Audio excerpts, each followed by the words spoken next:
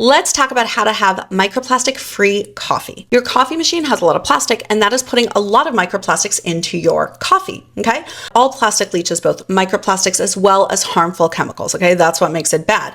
But when you add heat, acidity, and a fat content, well, it leaches even more, right? You're putting really hot water and letting that marinate that black plastic. I would also like to mention here that around 30 to 50% of all black plastic sources out there are contaminated with old electronic e-waste. This is an unfortunate problem that just doesn't seem to go away. And that being said, up until this point, there was really not any coffee machine that was truly plastic-free up until now. There is a real plastic-free coffee maker that just came out. Seriously. It's by this brand, Simply Good Coffee, and it's called the Brewer. It is plastic free, and literally it is a machine. Now, I want to preface this by saying there's tons of ways to get plastic free coffee, but none of those are automatic. Okay, so it's a plastic free brewer with no plastic or aluminum that touches the water. The components are stainless steel on the inside, and it looks like the classic Technovorm coffee maker that you may have seen, except that none of the elements that touch the water or the coffee are plastic. And it's just so simple, yet genius.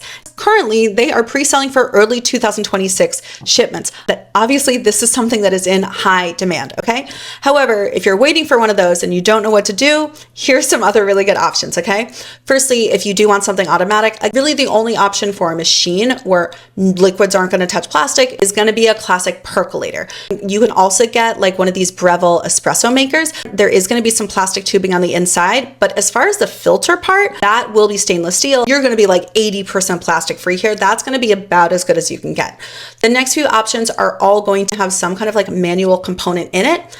And that's really not that bad, guys, okay? Your classic glass Chemex, any kind of gorgeous ceramic pour over, a French press is a really great way to go.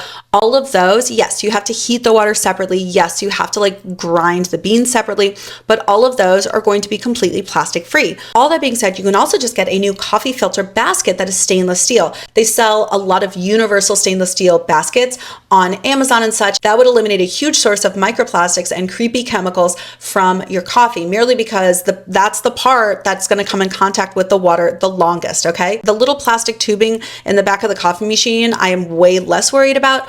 What I am worried about is just the where the water comes in contact most with the coffee beans, where there's heat and acidity and all of that, and that would be that filter basket.